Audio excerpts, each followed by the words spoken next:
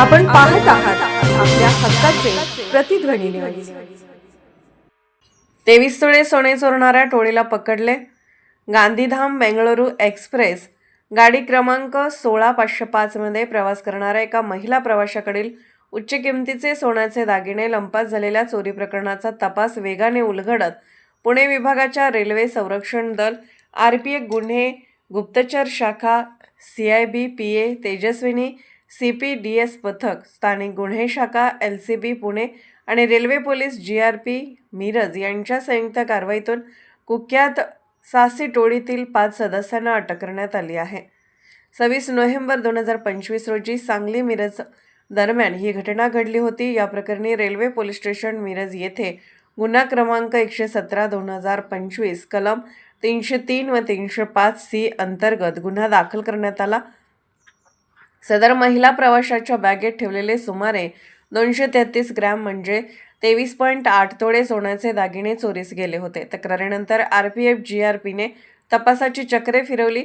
Miraj railway yard परिसरातील CCTV फुटेजच्या आधारे संशयितांचा माग काढण्यात पथकाला मोठे यश मिळाले।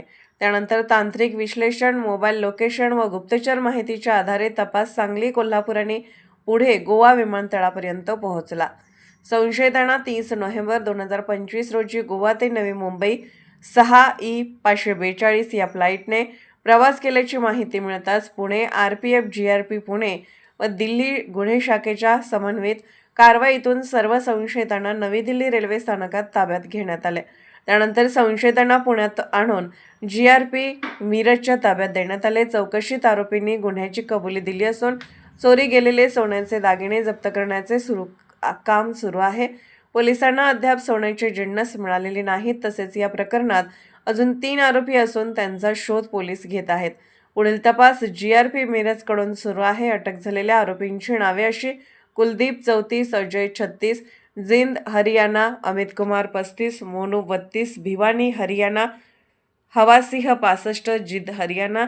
या संयुक्त शोध मोहिमेने संघटित रेल्वे गुन्ह्या विरोधातील तपास कौशल्य आणि विभागीय समन्वयाची कार्यक्षमता अधोरेखित केली आहे।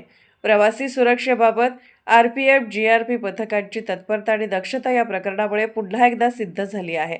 न्यायालयात हजर केले असता न्यायालयाने 12 तारखेपर्यंत पोलीस कोठडी दिली आहे।